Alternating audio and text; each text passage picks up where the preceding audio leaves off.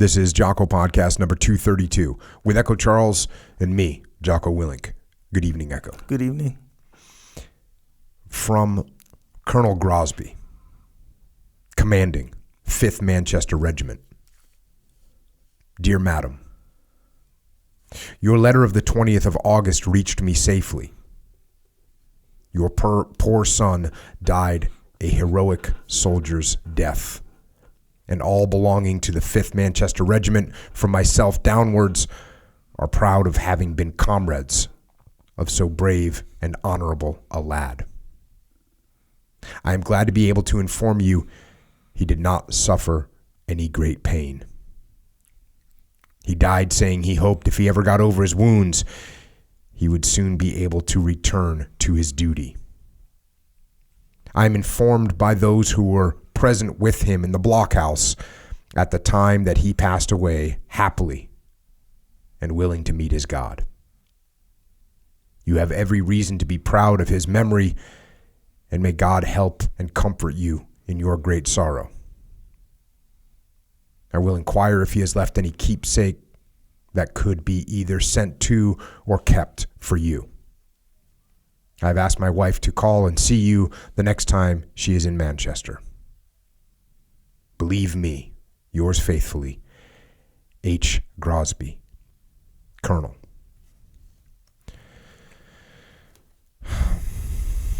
And that right there is a letter of condolence written back to a grieving mother in England during the Second Boer War in Africa, South Africa. And of course, the letter paints the picture of let's just say a kind of perfect, heroic death, which I guess is what any mother would want to hear. But make no mistake about any war, including the Boer War in South Africa, that this scene was awful. So the Boer War in South Africa, you know, it's a war that people consider to be one of the first modern wars. And there's a bunch of wars you could throw in there that are also called that. I mean, the American Civil War was in some ways considered a modern war.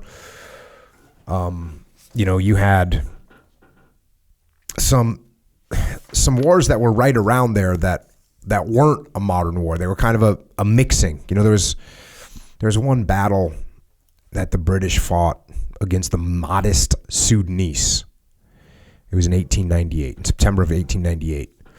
And during this battle, you know, it was British soldiers and actually Egyptian soldiers as well versus these Sudanese.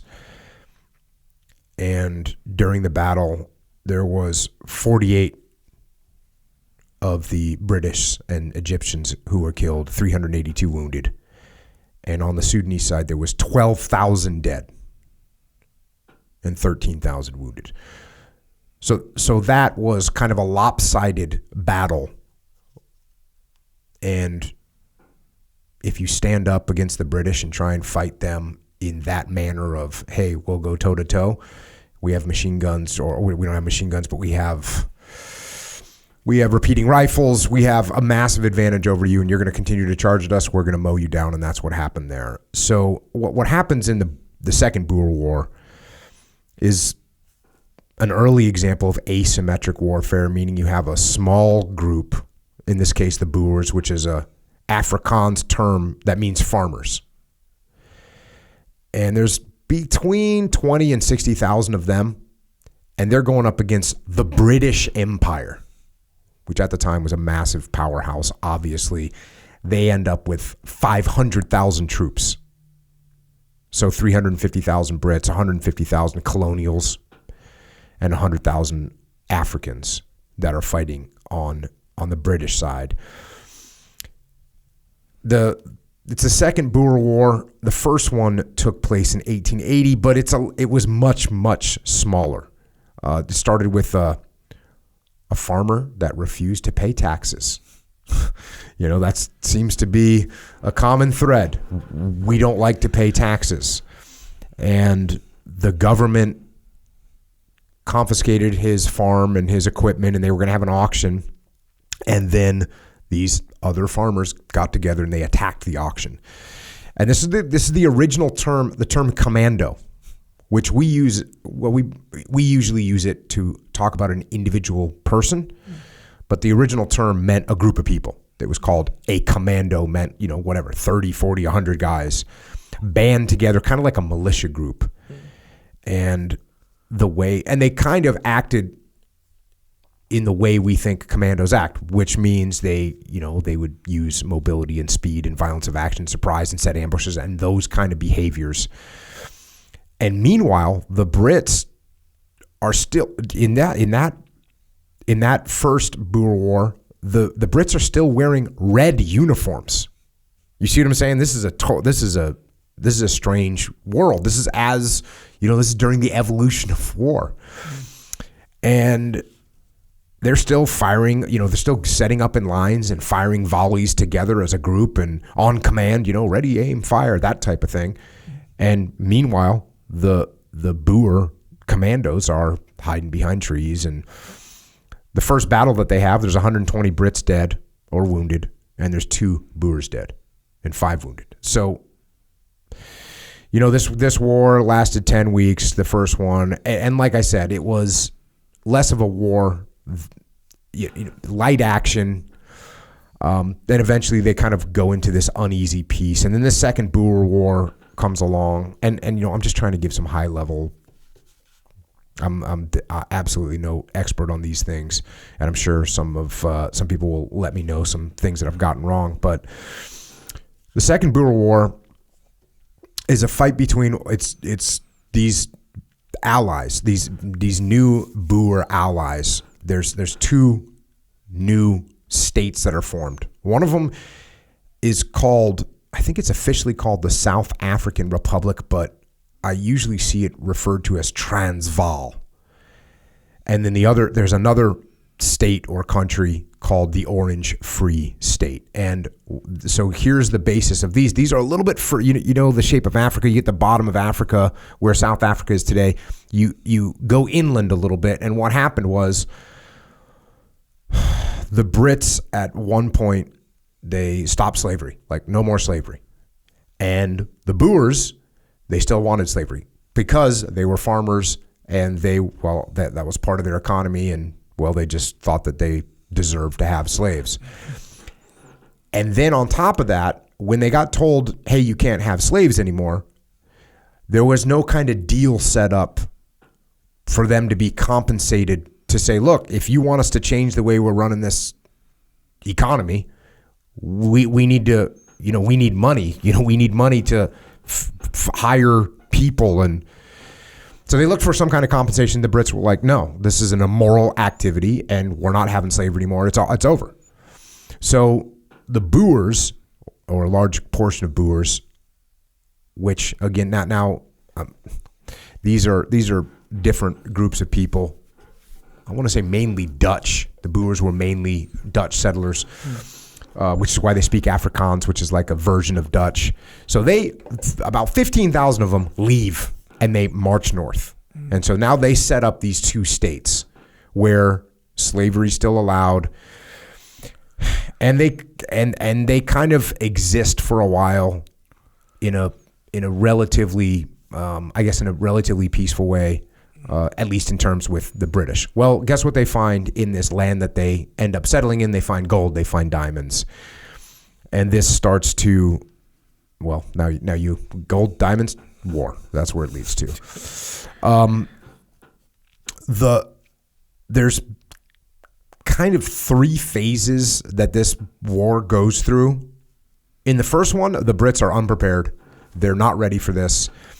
In the second phase, the Brits bring in massive numbers of people and supplies, and they kind of just war of attrition overpower the Boers. And then the Boers go into like full guerrilla warfare mode, insurgency mode. And then the Brits go hardcore, scorched earth. We're going to win. War of attrition. First ever concentration camps. I'm pretty sure that the term concentration camps comes from this war, because what the British ended up doing is saying, okay, we don't want to harm the women and children. So they took the Boer women and children and put them in these camps. Well, the camps were a total disaster, and 25,000+ women and children died of starvation and disease in those camps.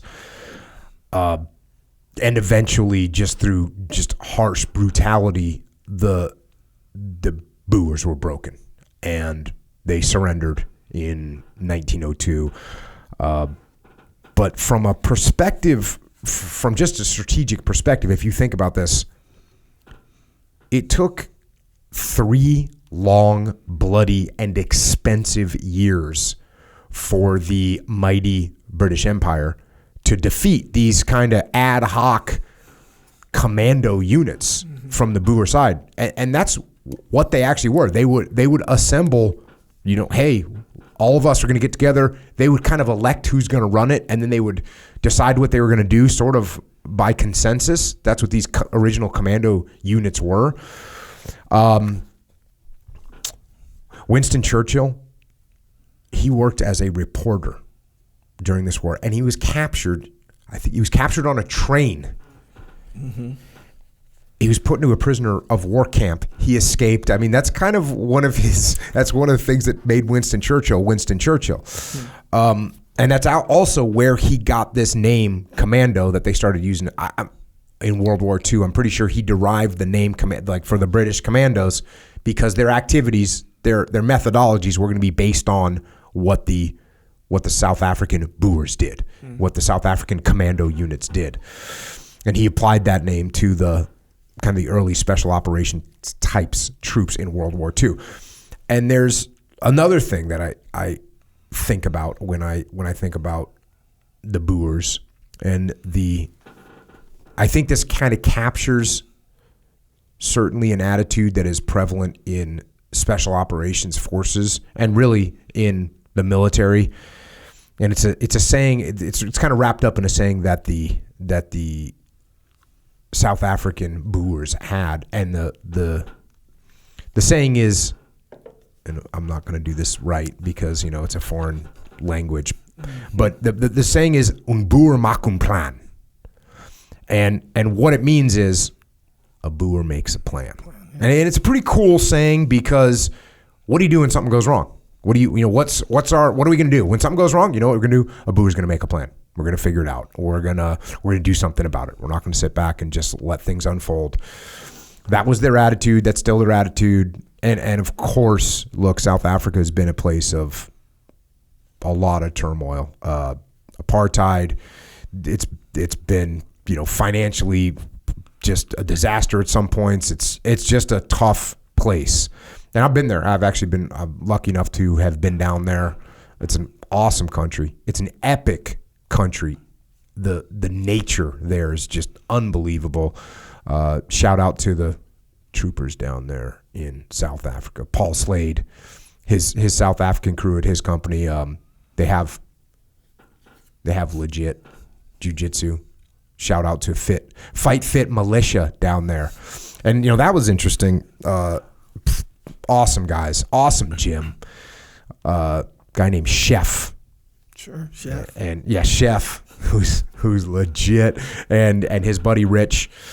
They run this gym down there, and we went there and trained when I was in South Africa. I had it seemed like about a 14-hour death roll with Chef, who's a total beast. Penny Thomas, also from South Africa. Penny Thomas. Shout out to Penny Thomas. But incredible place. And, that gym was amazing, what they were doing in that gym. And one thing that kind of surprised me is it was totally wide open. Like every different type of person was in there. Rich kids, poor kids, black kids, white kids, just wide open. There's incredible atmosphere, and everybody freaking training hard. So if you ever are in South Africa, go check that place out. It's awesome. But ever since I went down there, and even before that, I mean, it's a war. If you know the root word of the word commando, you always think about what this was all about. And so there's, I'm always looking for lessons learned. There's a book called The Boer War and Military Reforms, and it's written by a guy named Jay Stone and another guy named Erwin Schmidl. And it's a very interesting book, the way it analyzes what happened and what lessons were learned. And I'm going to focus on the lessons learned that they pulled from it. And I'm sure at some point I've got quite a few good books of, the normal Jocko podcast, first person account of a guy that was on the battlefield, which, look, some of these battles were just insane, especially because you get to see we'll just jump into it. So a couple things to kick this thing off. Here we go. Going to the book. Britain was unique among European great powers in retaining a voluntary army. So at this time, a lot of Europe had conscripts still. So you were just going to do your service. You're getting drafted. In order to maintain a flow of recruits, equipment had to be of above average quality, making the British Army the most expensive in the world per soldier. So they're spending a lot of money. With government preoccupied by the budget, there was little room for innovation much of the 19th century. Not a lot of innovation happening. One of the things that they talk about is, of all the specialized departments, it was intelligence, where the dual British deficiencies of organization and budgetary restrictions are best illustrated.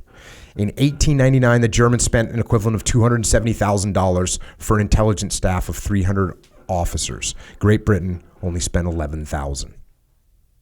So they're not spending much on intel. And where this comes to play is perhaps the war's most glaring intelligence failure was the lack of adequate maps of South Africa, and in particular of the Boer republics. The Boers, for their part, published no maps and would allow no British subject into their countries to draw them. So they kind of knew what was going on.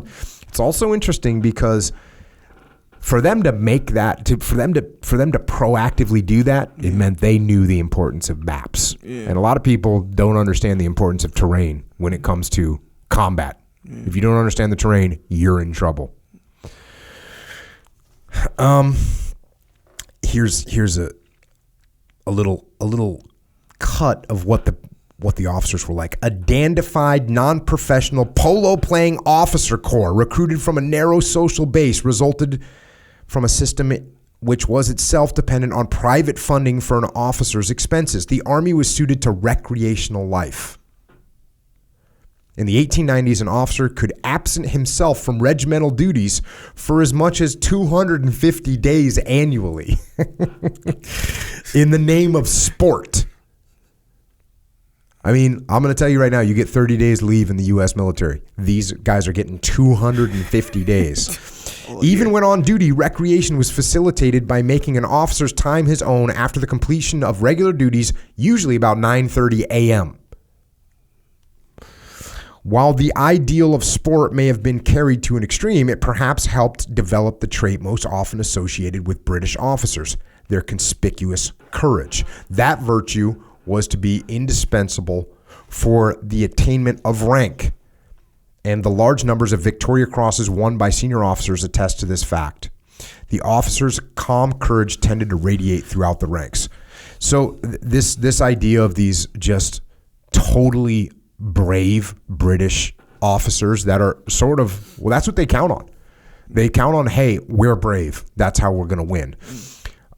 Continuing on, courage alone, however, did not produce good officers, for professional education and attitude were often lacking. Few officers were acquainted with foreign languages, and the writing of technical military studies was frowned upon. Think about that. You're the officer that's going to lead the military, and it's frowned upon to write about military subjects. Crowning proof of this is the fact that in 1900, Germany produced 50% of the world's military literature. France 25%, and Great Britain 1%. If the raw material of the officer corps was somewhat lacking, only Owing to poor training, this system served only to compound its errors. So you can see what you're dealing with. Doesn't this paint the most stereotypical picture of, these officer guys that are like, hey, I'm smart, I'm a great athlete. I don't need to study this stuff. I'm brave. And you also think about Germany. Look, Germany has a militaristic nature, right? And obviously even more so before World War II and before World War I, even more so. Think about one country's producing 50% of the world's military literature. That's insane. And the Brits are producing less than 1%. A couple other things here about what we're dealing with. Long-term 12-year enlistments created a professional rank and file. In order to attract manpower, Britain had to pay in both relative and absolute terms. During prosperous times, pay had to go up, or the army, it was feared, would be left with only the dregs of society. To deal with this perceived problem, the English army had always maintained a high proportion of officers and NCOs. Supervision was omnipresent, and individuality was systematically stamped out of the recruit. So it's a super top-heavy organization. And everything's just being over-supervised, and you're always being told what to do. It's always amazing in the Army or the Marine Corps, there'll be a guy that's 20 years old and he'll be in charge of like a legit number of guys. Whereas this is the opposite. This is where, hey, I've been in the Army for 9 years and I'm not in charge of anyone because I'm getting directed on how to do everything. The natural outgrowth of such closely ordered system was a soldier bred to deference and lacking in initiative. You can see where this is going. How much of this was due to process and how much was due to raw material is open to question. In 1899, only 18% of the enlisted men could be considered illiterate. So, got a bunch of guys that can't even read.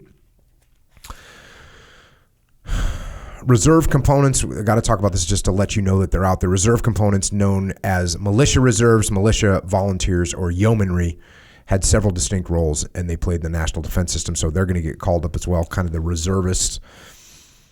The Army was totally directed toward home and colonial defense. In examining battlefield effectiveness, one must go beyond questions of organization and numbers to matters of tactical doctrine. For the British, this was most often equated with overwhelming firepower. That's what their doctrine is. We're going to overwhelm you with firepower. Every soldier received an issue of 200 rounds annually for target practice. That's a joke. All training and practice fire was carried out from kneeling and standing positions. I'm going to promise you, you don't want to be standing on the battlefield. Musketry practiced, and this is a quote, consisted of firing a limited number of rounds at stationary bullseye targets. At fixed known ranges, progressing from 100 to 1,000 yards, the distances gradually increasing instead of decreasing as they normally do in war. Once a year, there was a field firing when the battalion would spend a glorious morning lazing away at the number of screens set up in conspicuous positions which no sane enemy would ever think of occupying. So that's what they're doing. They're lining up. 150 rounds were to be used solely for practicing collective fire. So out of your 200 rounds, 150 of them are going to be, hey, we're all standing up in line and we're practicing shooting together. On the battlefield, regulations stated that infantry fire was to be opened at 450 meters as opposed to 600 to 1,000 meters for the Germans. While the British continued to place undue emphasis upon volley fire, the Germans preferred individual skirmish fire. Large sections of training manuals dealt with close order battalion formations such as the square or echelon, which deemed especially useful in savage warfare. So what they're talking about there is the Zulu Wars. Like, hey, you're getting attacked, we're going to stay in line, and as these people attack us with spears, we're going to gun them down.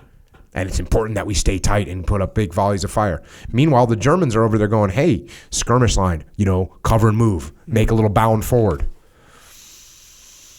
Sir Frederick Maurice, the famed military historian of the period, lent his prestige to a volume that taught the advance is to be made as rapidly as possible, the main object being the attack with the bayonet. Independent firing is generally advisable only at short range, but so did you hear that? Individual firing is only advisable at short range, but if an especially favorable target presents itself, it may be ordered also at the middle of extreme ranges. Whilst the attack is being developed, volleys only are to be fired by section or subsections till the order is given for independent firing. That's what they're doing.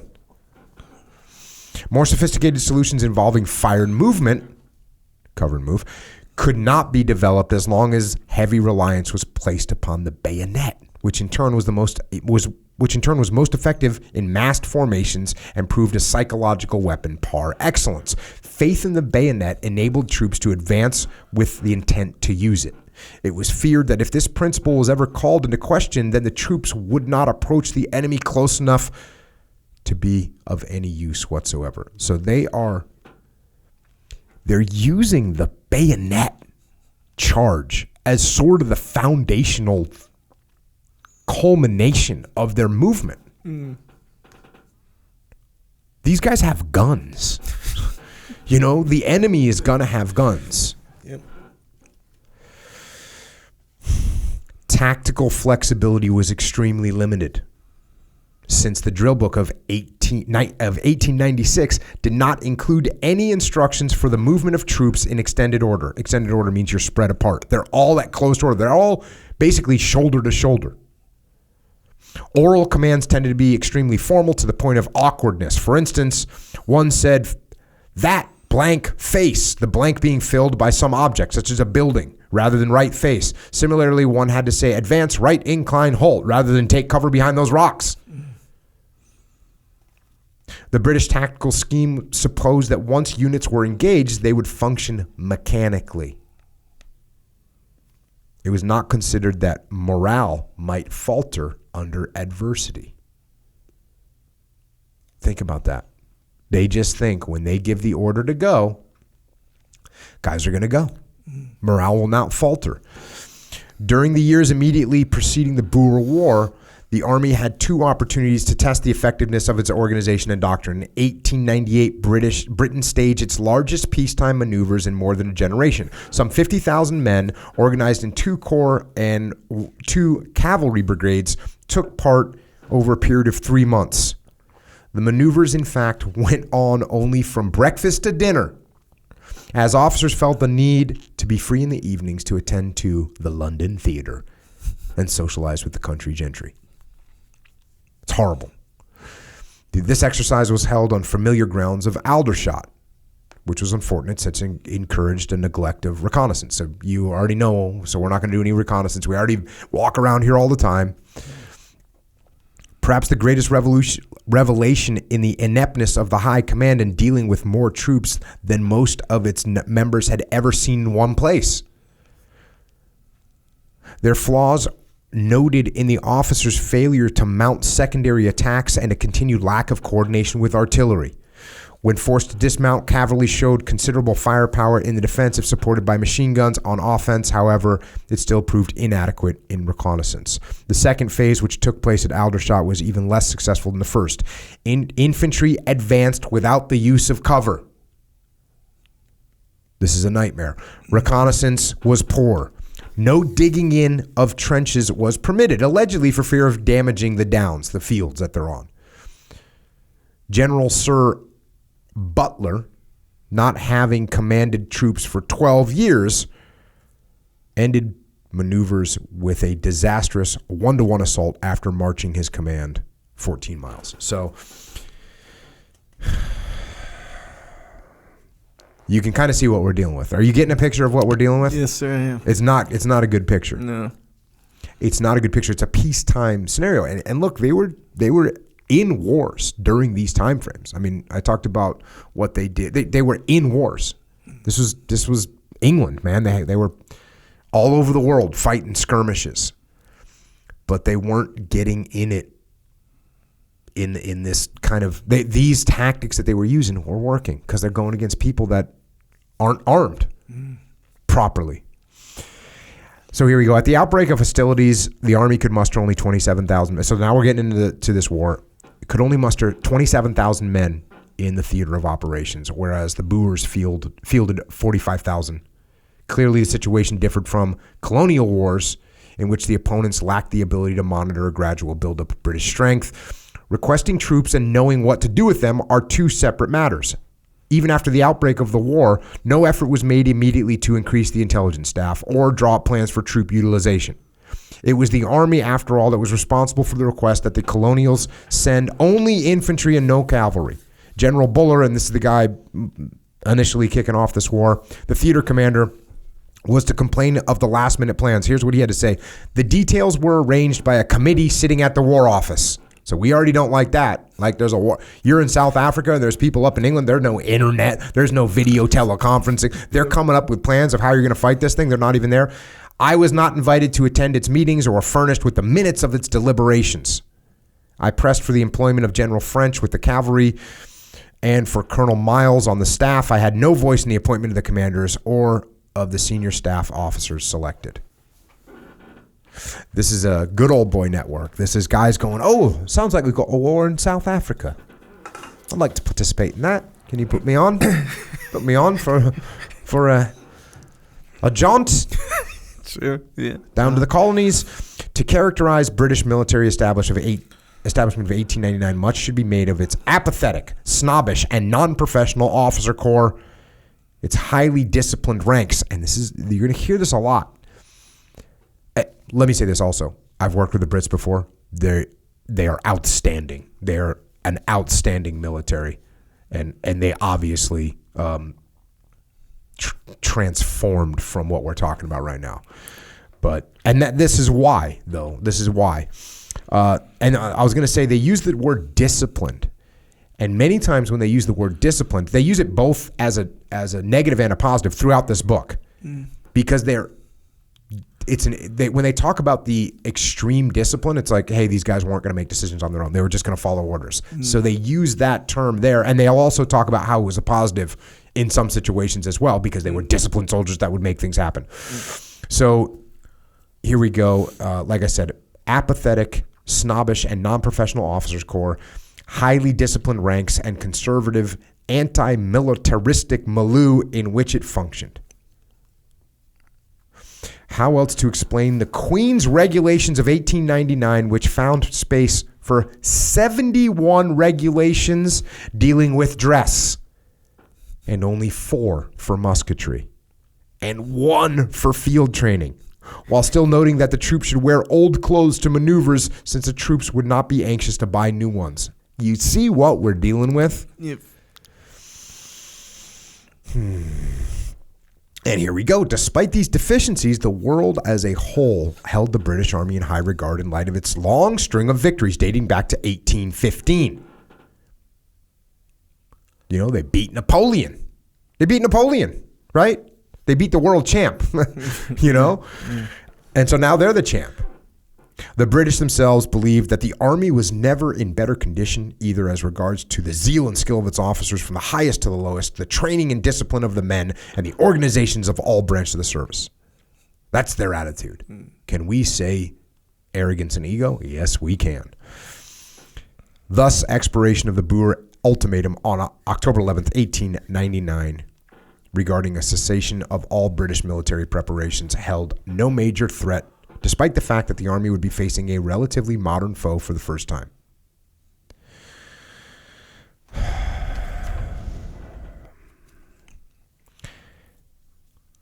If men and materiel, obviously not reading the whole book, there's the caveat. If men and materiel proved to be in short supply in the early stages of the war, such was not the case with shipping. Great Britain, as the premier maritime power, had long been accustomed to the movement of troops by sea.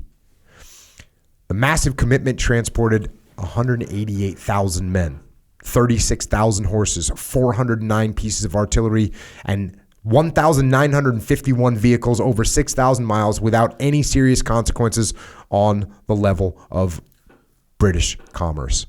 That's amazing. So logistically, they can get it on. Yeah. The British Navy, the Royal Navy. Oh, you want us to deliver some goods? We're going to deliver some goods.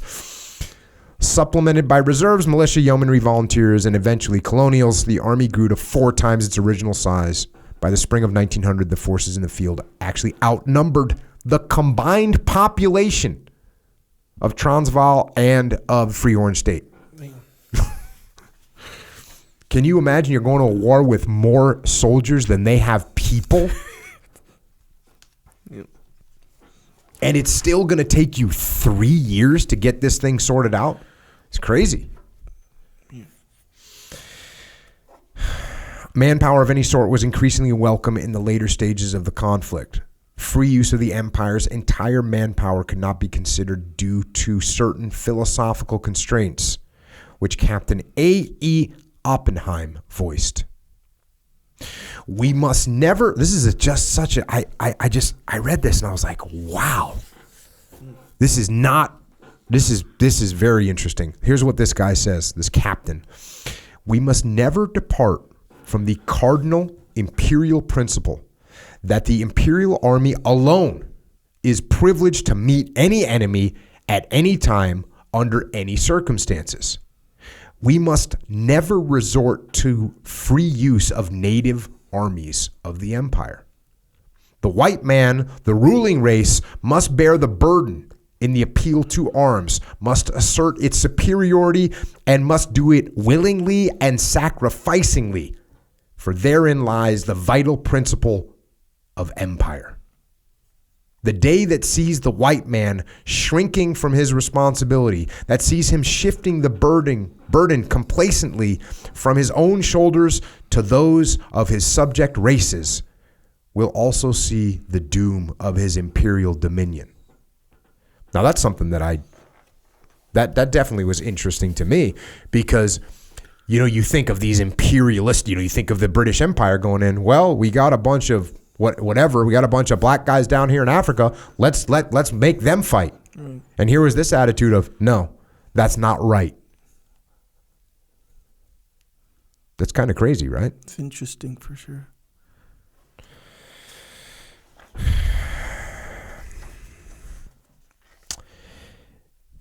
Fast forwarding a little bit. In retrospect, one cannot help but be impressed by the war's impact upon the Army Service Corps, increased in numbers, redesigned for a lighter and more durable enlarged system of animals.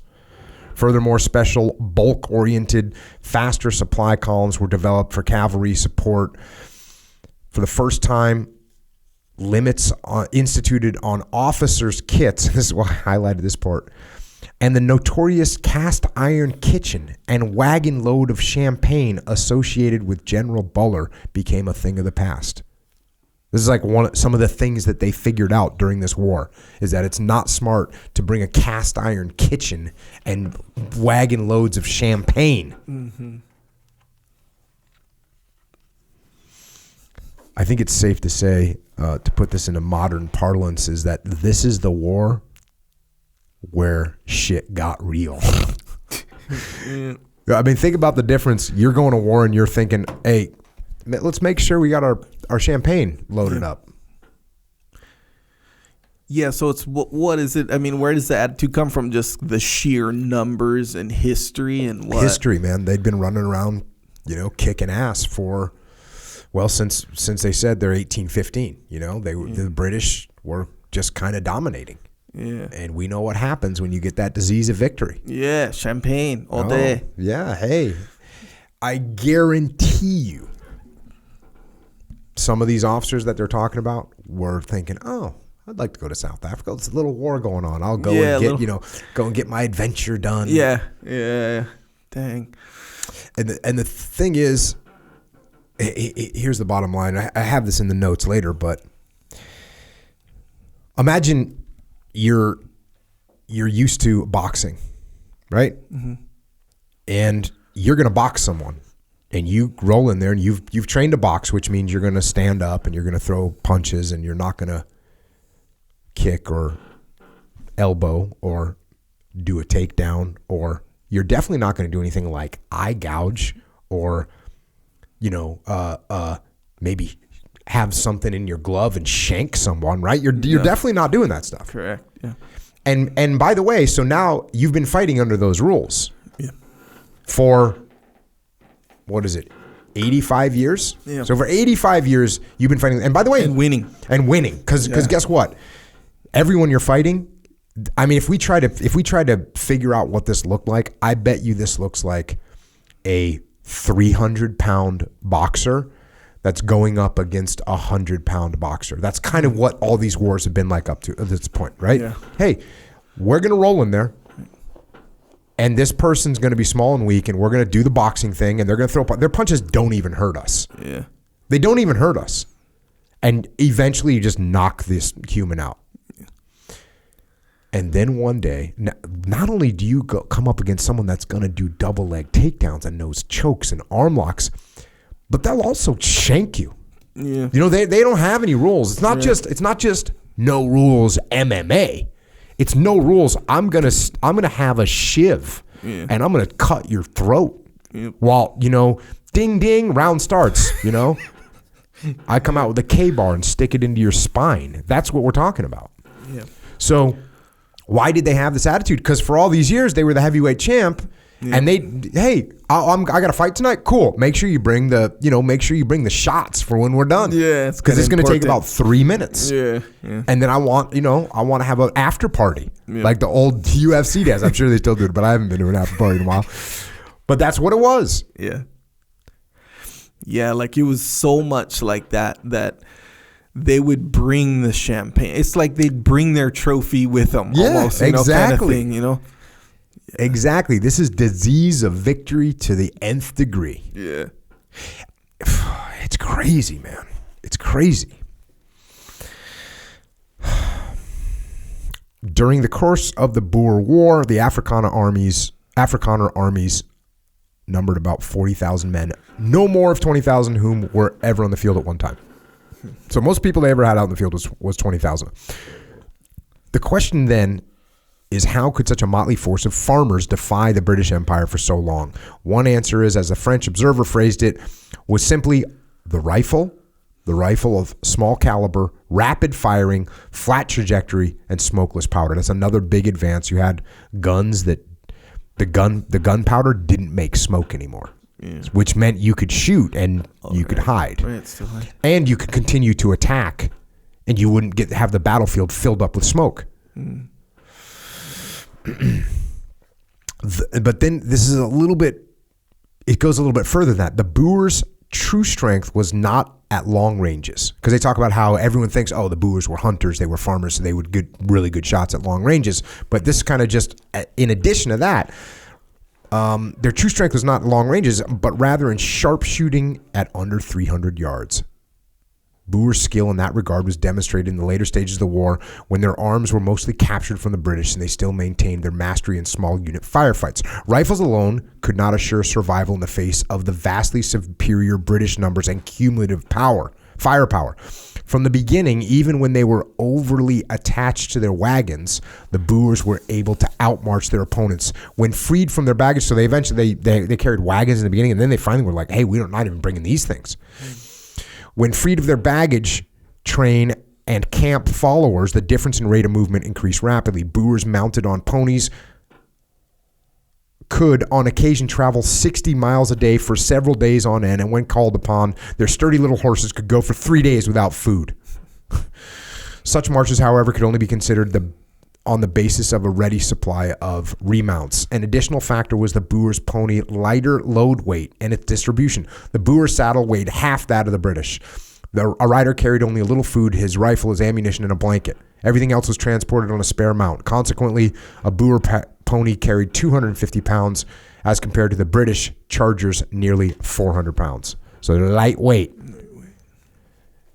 Lightweight means that going back to the heavyweight versus the 100-pound guy. That 100-pound guy's got some mobility and he's got some endurance.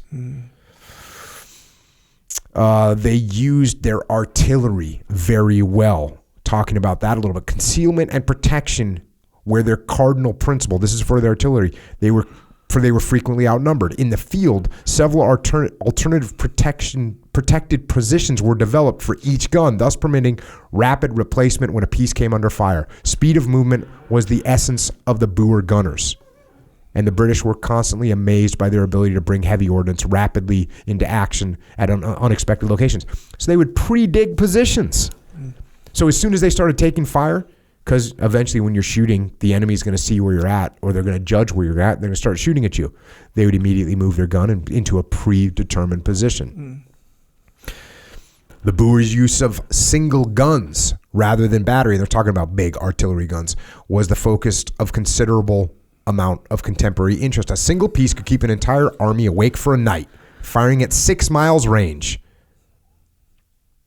The Boers realized the morale effect of unreturned fire and the sense of security provided when one is assured of covering fire from one's own guns under any withdrawal. They realized that psychological warfare, just dropping bombs from 6 miles away from one gun, and how powerful that was. The machine gun proved more deadly and was considered an equivalent of 25 men.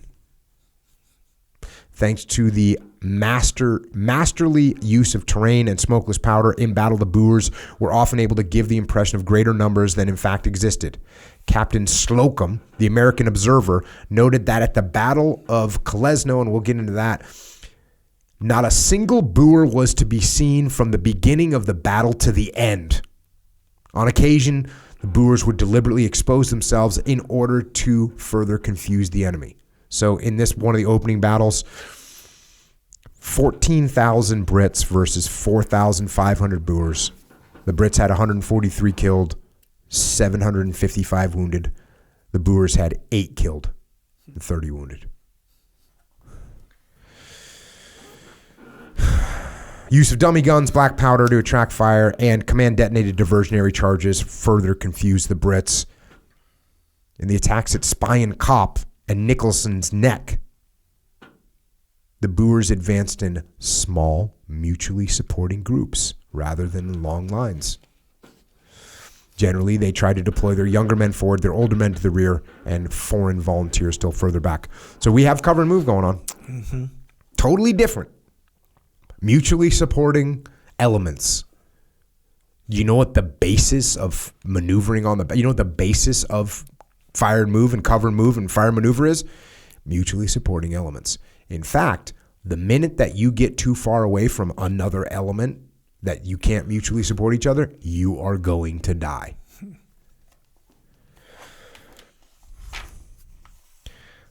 Pushing forward. By largely avoiding concentration and attack, the Boers forfeited the initiative and allowed British time to deploy. So this is something that the Boers didn't do well, is they didn't go on the attack. I shouldn't say they didn't go on the, they didn't press the attack. So they'd get an advantage and they wouldn't take advantage of the advantage that they had. Mm. When they could no longer extend their lines beyond the British flank's conventional fighting ended. Inevitably, the advance of the British and ceaseless Afrikaner retreats took their toll on the Boer morale, and with the fall of Komati Port, and the war seemed over.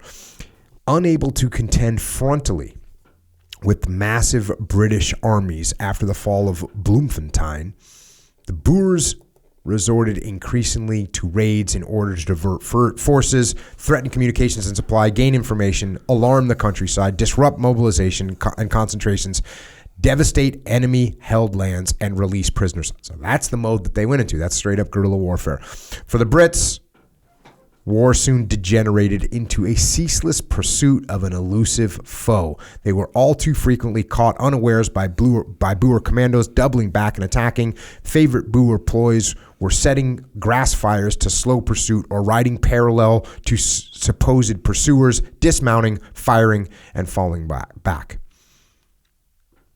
Boer organization and war plans are also subjects of importance. Upon call, every male citizen was responsible to present himself with 10 days' rations, a horse, a rifle, and 30 rounds of ammunition. So this is how the Boers were set up. Men were organized into commandos based on electoral districts, although they were free to change units at will. This is total decentralized command. A commando would have anywhere from 300 to 3,000 men. Command was vested in field cornets, elected one per ward. Since command was election, most new actions were undertaken by consensus. Such a system could not long survive in warfare. And This is massive decentralized command, and it's actually decentralized command to an extreme that becomes ineffective. And oftentimes they end up not being able. That's one of the reasons why they couldn't coordinate attacks to work together and be like, okay, the enemy's on the ropes, let's go coordinate and crush them. They wouldn't quite be able to pull that off. They would deal with consensus like, hey, well, I don't agree with that idea. Well, we should wait a little longer, and so they don't take action. So there's the dichotomy of leadership. Decentralized command is great, but you can take it too far. If the three, this is where I was talking about earlier. If the three capabilities of any army are its marching, marksmanship, and discipline, then it is obvious where the Boers' fatal flaw lay in its lack of discipline. For without discipline, there can be no coherent attack. The Boers so valued their own lives and increased power of the defense that they tended to forsake the tactical offense. This lack of aggressiveness was evidenced in their proclivity for sieges. At Mafeking, they outnumbered Baden-Powell's force 10,000 men to 700, but they didn't attack. They had 10,000 against 700. Hey, we're just going to hold. Siege warfare. We're just going to sit here and wait you out. I mean, if I have 10,000 against 700, we're coming to get you. Yeah.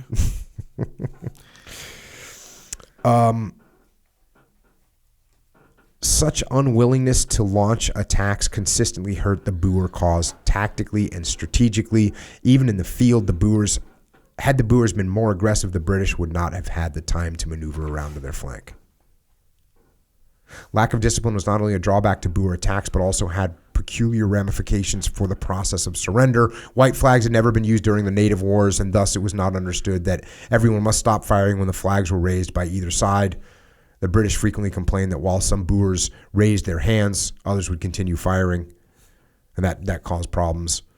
Much to British chagrin, Lord Roberts wrote, "The Boers have been the first to introduce into war the theory that every individual has the right to ask quarter for himself at any moment in an action, a theory which our own soldiers seem to have almost invariably accepted." So you'd have a couple people surrender and a couple people don't. That's confusing. Yeah. And this is interesting. The Europeans never understood the Boer philosophy of inflicting damage and then escaping into the veldt, which is like the open field, into the bush, basically. To a burgher, and the term burgher in this case, it's basically the white citizens down there that were in control. To a burgher, no position was worth dying for. If he could not retreat, he would surrender. Naturally, some might feel that horses only complicated the Boer's position. When kept to the rear and out of artillery range, the burgher was capable of neither escape nor pursuit. The Boers seemed insecure without their horses and yet were incapable of dealing with cavalry when mounted. So this is something that comes up a lot. You had these Brits where they look at, the code of honor, and they're not going to surrender, and they're going to fight to the death, and they're going to hold positions if ordered. And the Boers are kind of like, hey, why would I stay here? And if I'm not just going to die on this hill, if we're going to lose the hill, I'm going to stay alive. I'm going to surrender. So what you end up with is a really fluid element, and you end up with a really rigid element.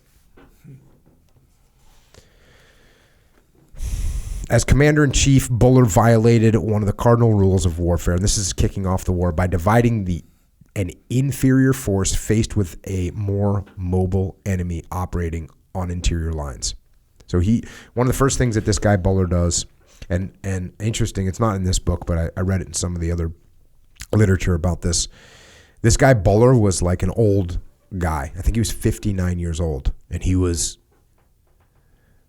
kind of not in the best of health. And the Boers called him the Red Bull. Because his name was Buller, they called him Red Bull because his face was all, I'm imagining like, the alcoholic kind of sunburned, guy, stereotypical guy. That's what he was. And so they kind of made fun of him. They called him Red Bull. And he had some issues, man.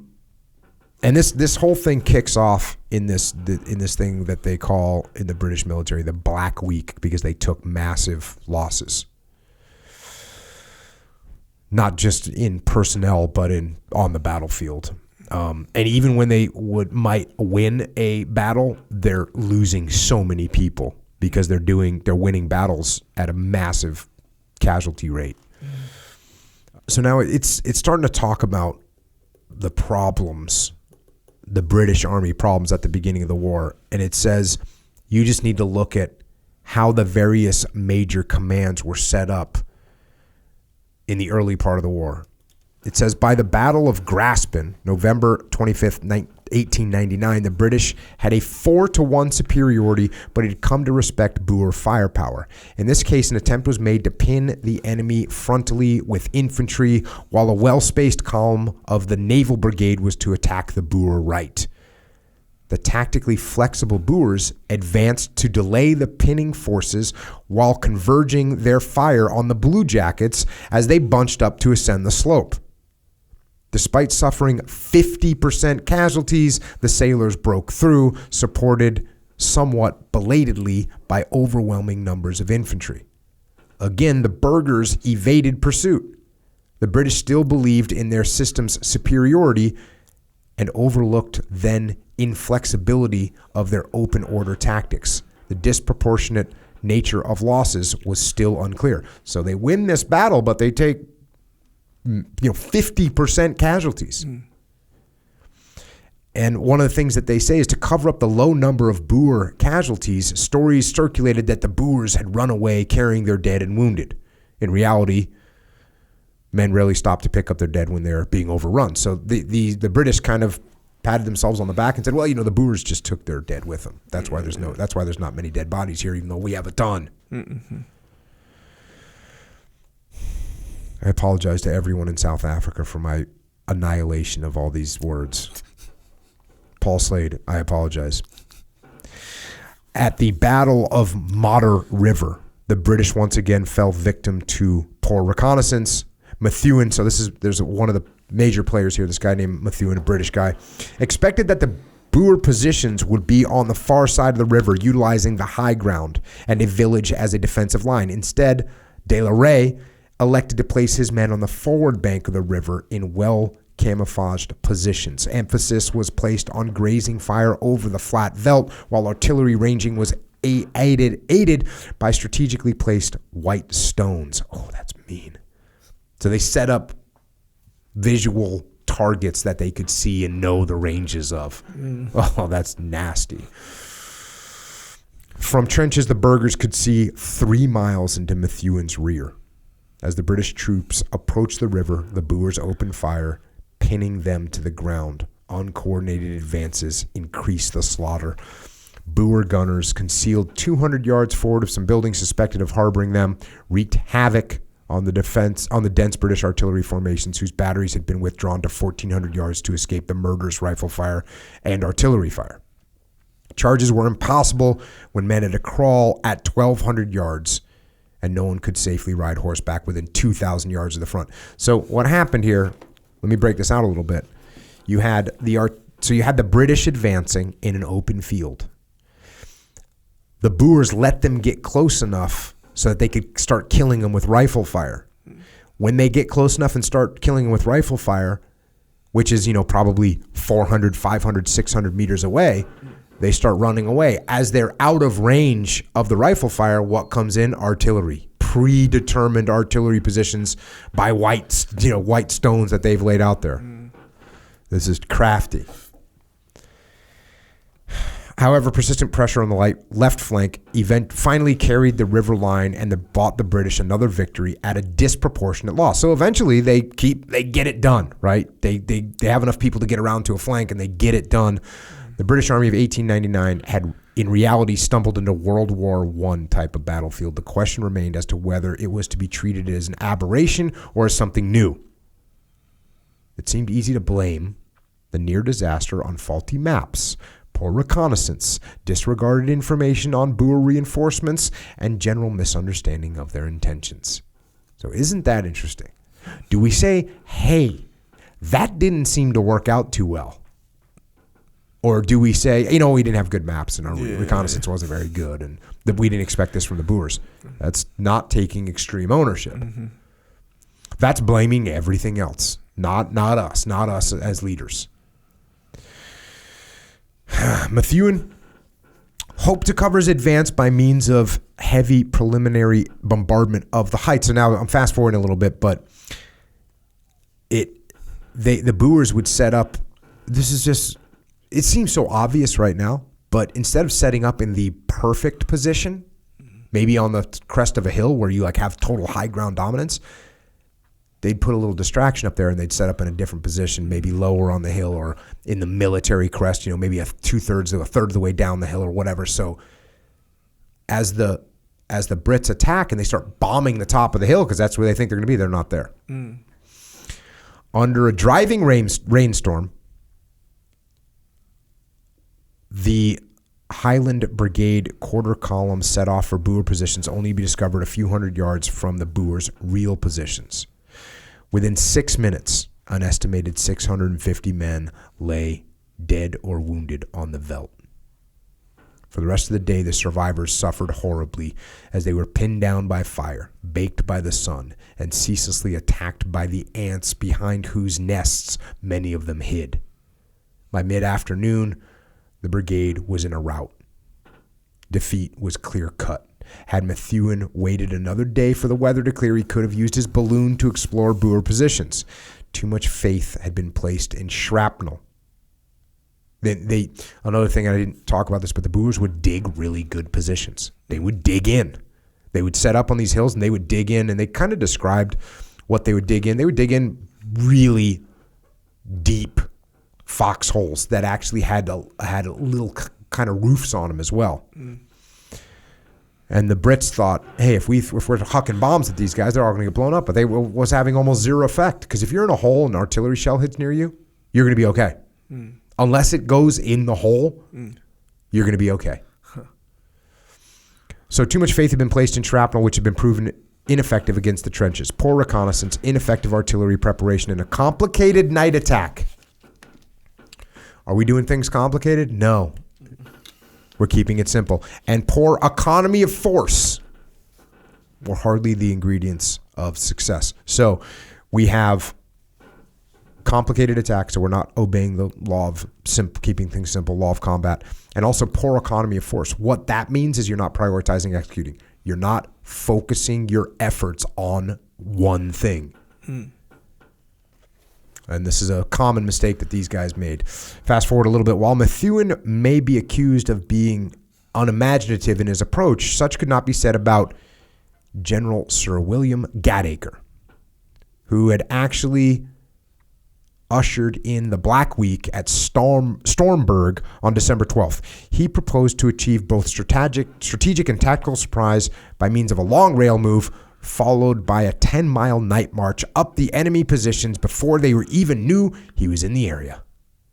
So he's got a pretty dynamic plan. Almost from the first, his plan went awry. After 17 hours in open-top railway cars under the midsummer sun, his command became lost in its night march. Fearing discovery, Gatacre sent out no scouts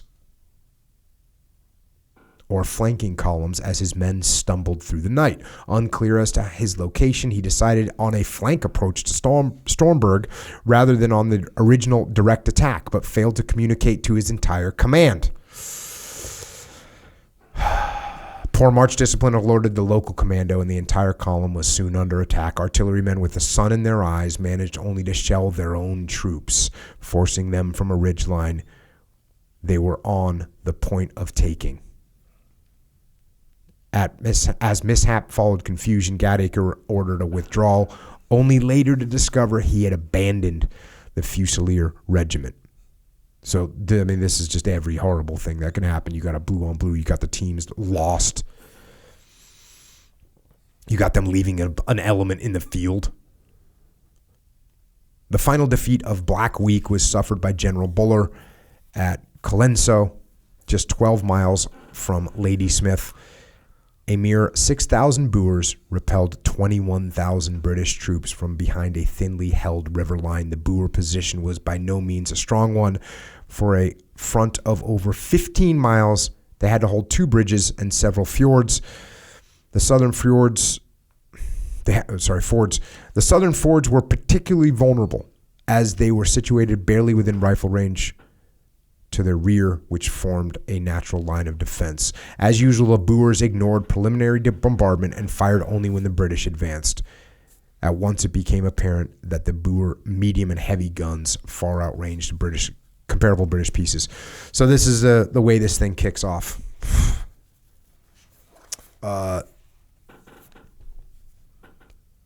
Hildyard's attack went off first, and it was supposed to be closely supported by Colonel Long's field artillery.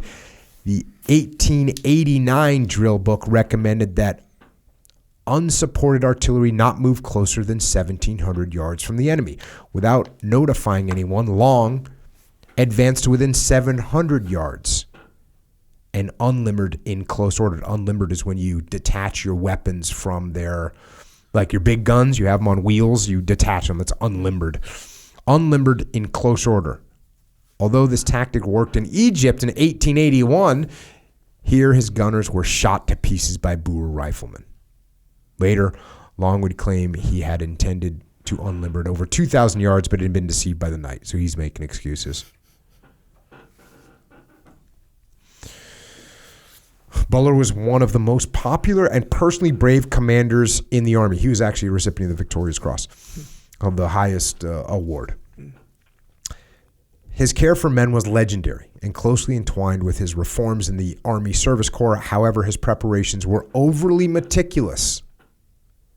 And in the midst of the South African summer, his wagons carried greatcoats for the infantry. Got to keep these guys warm in South Africa in the summer. Despite his concern for his men, Buller had proved a poor troop commander who attacked with little knowledge of terrain or enemy dispositions.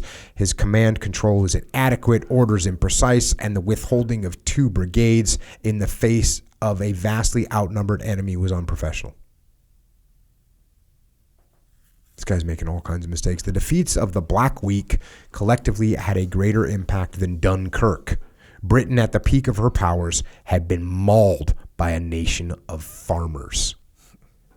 The insularity of decades was shattered. Latent foreign animosity revealed itself in the international press. Yet the nation rallied to meet its moment of crisis head on as thousands volunteered for service. Lord Roberts had been appointed to supersede Buller when the latter, in a fit of post-defeat depression, had signaled General Wright that he might consider surrender. Shaken by his demotion, Buller resolved to attack anew before Roberts' arrival by means of turning the Boer right flank. So this is just like, I mean, can you imagine what the whole scenario is like? He's saying, I'm going to surrender, and then he flies off the handle and goes, no, I'm going to attack. Mm-hmm. I mean, we're just talking disaster. Mm-hmm. Emotional disaster. The whole world knows that you just got beat by a bunch of farmers. I mean, you're the heavyweight champ. And you just had a guy show up in a whatever. He's weighing in 120 pounds. You're 300 pounds. Wearing basketball shorts. Yeah, he showed up wearing basketball shorts, barefoot. Yep. And he kicked your ass.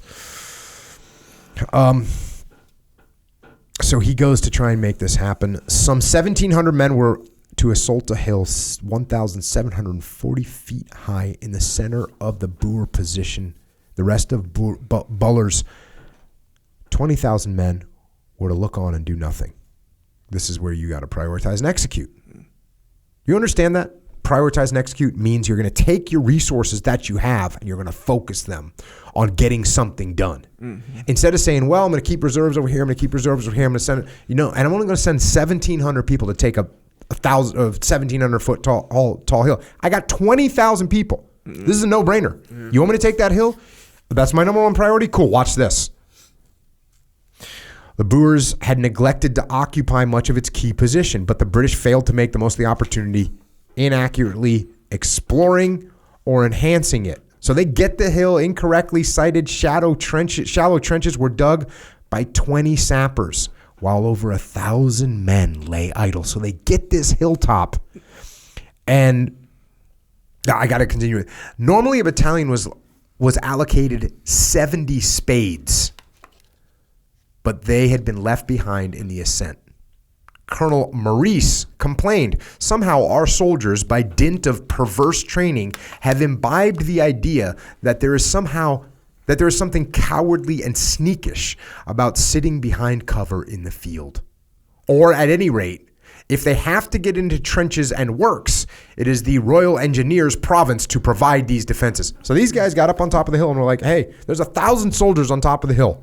There's 20 people, 20 engineers to dig. And they sit back and watch. A, because they think it's cowardly, and B, they think that's not my job. Yeah.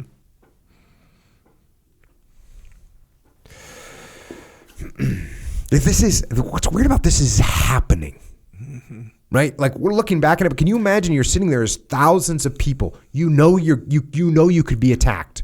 And you're thinking, I'm not picking up a shovel. And by the way, we didn't even bring shovels. And by the way, we only have 70 shovels for a whole battalion. Yeah. I mean, you'd think that in that situation, that's just kind of the leftover attitude, or the straight up prevalent attitude of not having to really fight, you know? Yeah, because you've never had your ass kicked. Yeah.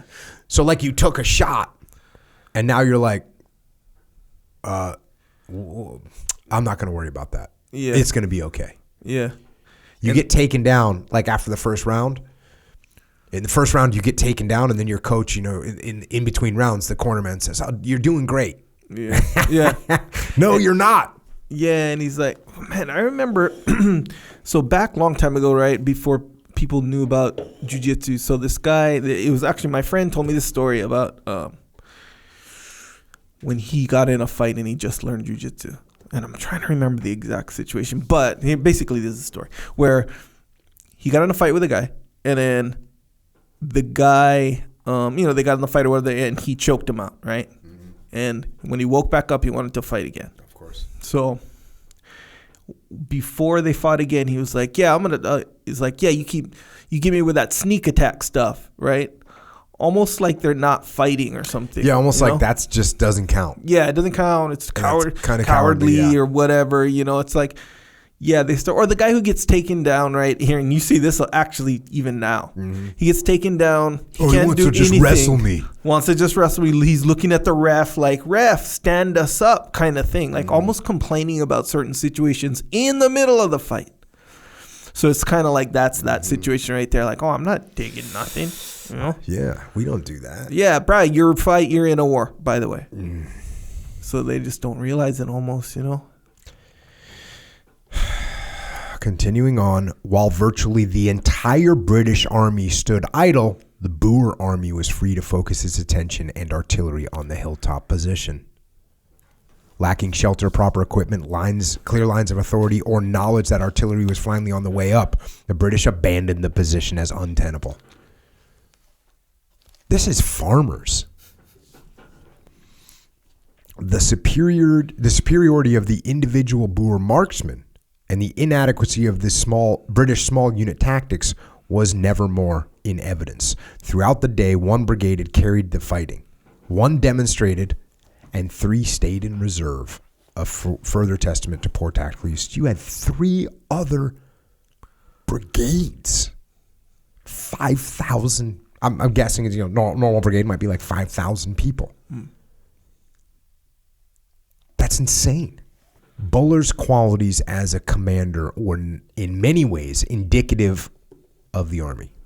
He did not know when to draw the line with his subordinates. And this is interesting. One of his subordinates, Hart, was still marching his men in quarter columns at the Second Battle of Colenso, despite being told not to. Another guy named Warren was allowed inordinate freedom, despite compromising the entire battle. At other times, Buller interfered with poor results, such as at Twin Peaks. He lacked a sense of terrain. Insufficient perseverance, time and time again, robbed him of victory, as did his hoarding of reserves, as if his troops were 18th century professionals.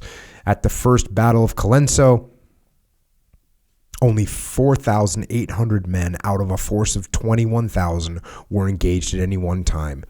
And at Spion Kop, 3,000 men out of 24,000. Staff problems bedeviled his battles. Chain of commands were unclear, and artillery was frequently misplaced or uncoordinated.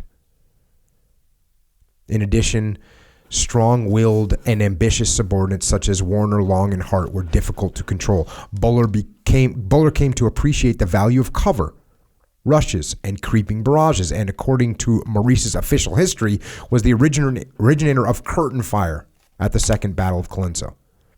He now used, so these are some things, he started catching on a little bit. He now used mounted troops as a maneuver element on the flanks of infantry. That's a good idea. The new battlefield involved protracted firefights along extensive front coordinated with precise artillery support and an incessant creeping forward of the infantry. Whereas Buller had taken several months and 3 major engagements to develop a counter to the Boer methods of warfare, so a guy gets sent down to take his place. Roberts arrived in South Africa with his own strong preconceptions. An old India hand, he placed his faith in cavalry and mobility rather than firepower. Roberts had arrived in Cape early in January to find the army everywhere in retreat. This is interesting. Rather than create immediate political problems, he allowed both Buller and Methuen to stay in command, although with limited forces. This is a little play in the game. So instead of just coming down there and firing these guys, he knew that would be very disruptive, so he kept them there. He just gave them really small elements to control. Roberts would always remain careful with generals associated with Wolseley Ring, and so there was a guy named General Wolseley who was like a war hero and a general, and he had his crew, and these guys were part of his crew. And he, this guy General Wolseley, Garrett Wolseley, was a war hero and a general and a powerful guy, and so he had a crew, and these guys were part of that crew, and so he was also. That's another reason why he kind of playing the long game, not just going to come down there and fire these guys because Wolseley's got a lot of power. The entire army was suffused with pettiness.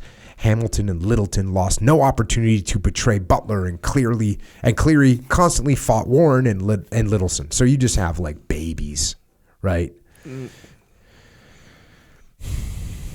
Roberts funneled all reinforcements to the Cape rather than Natal. Despite an increasing numeric predominance, he lulled the Boers into the belief that he was tied to the railways. So the Brits, and I haven't really talked about, the Brits were using the railways to run their supplies and stuff like that. And so he's kind of letting the Boers think that we're addicted to the railways.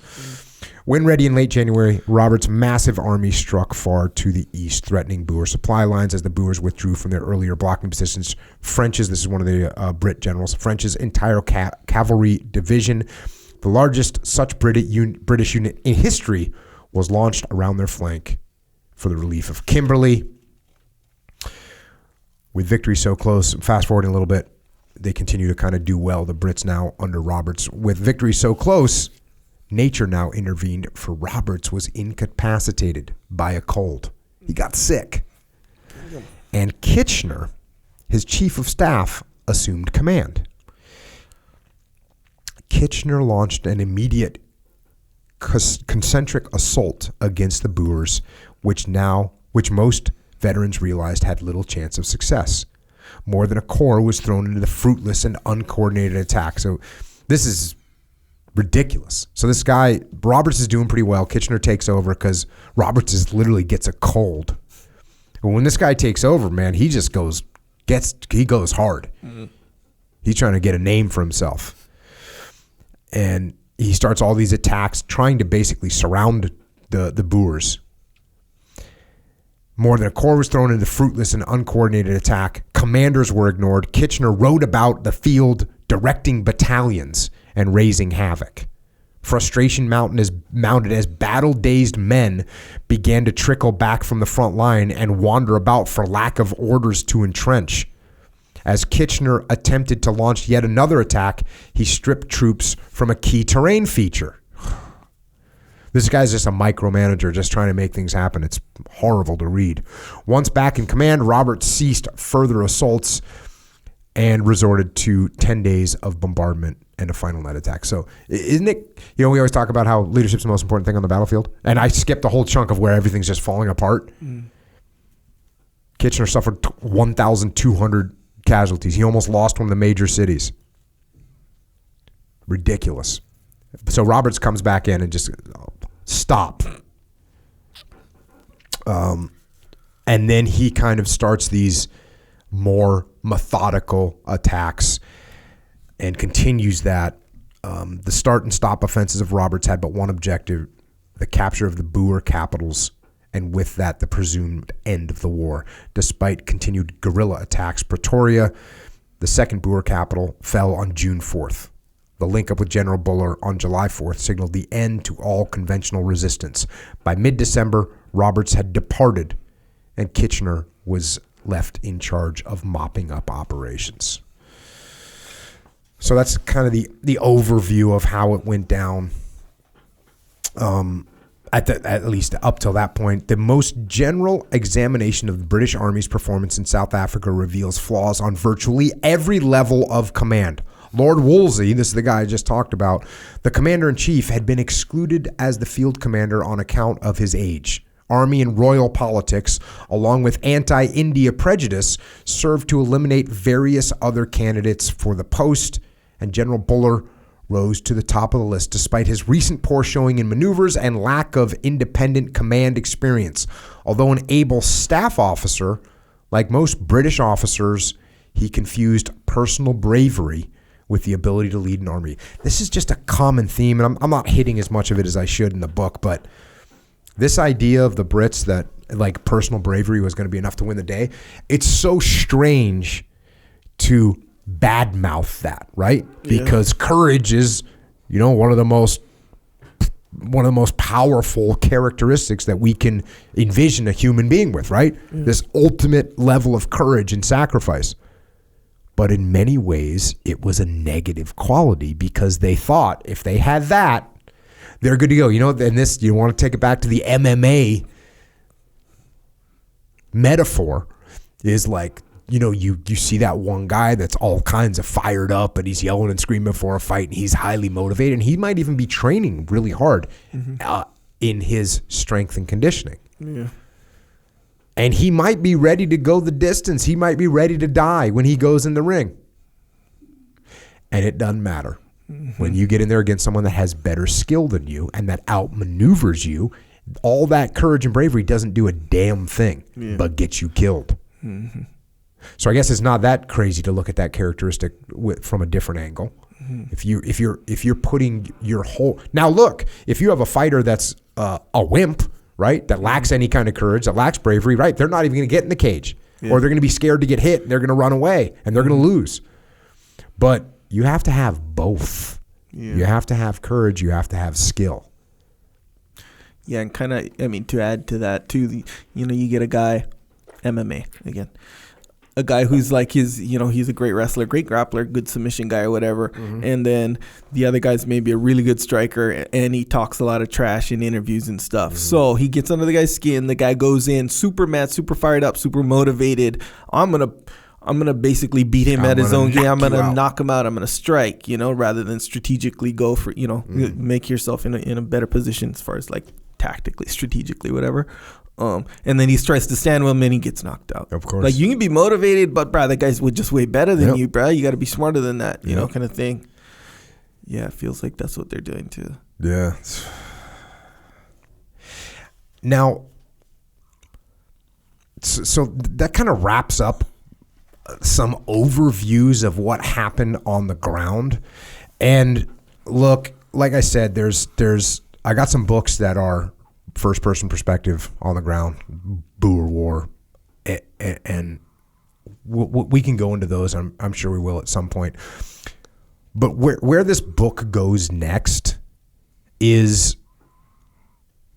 how they took the lessons learned and what they did with those lessons learned, positive and negative.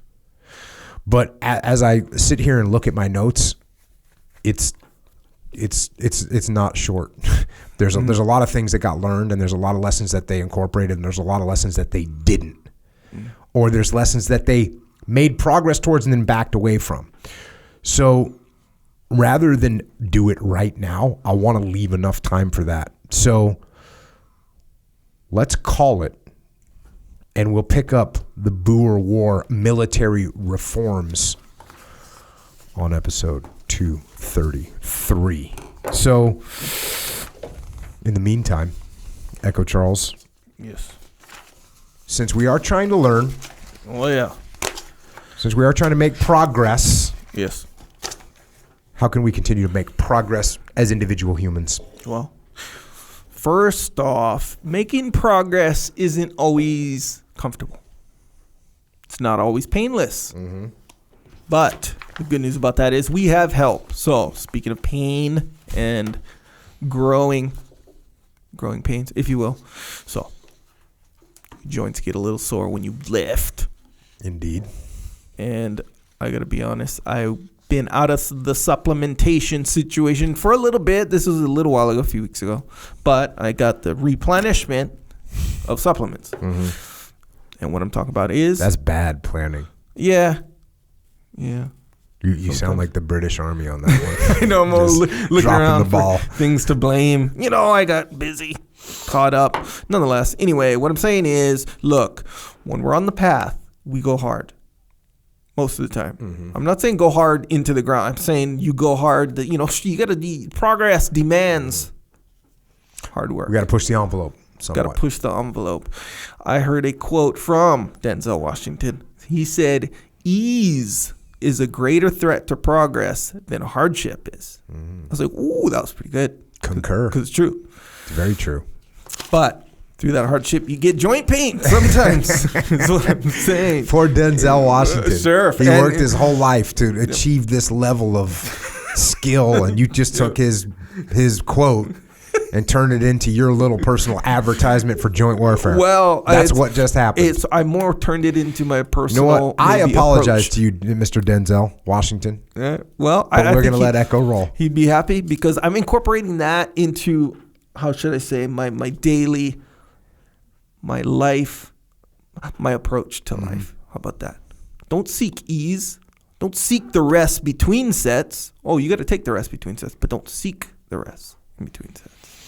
Nonetheless, anyway, when your joints get sore, take joint warfare because it actually works. You could have said that like 4 minutes ago. Well, you're probably right about that. You know what I saw a video of? Somebody posted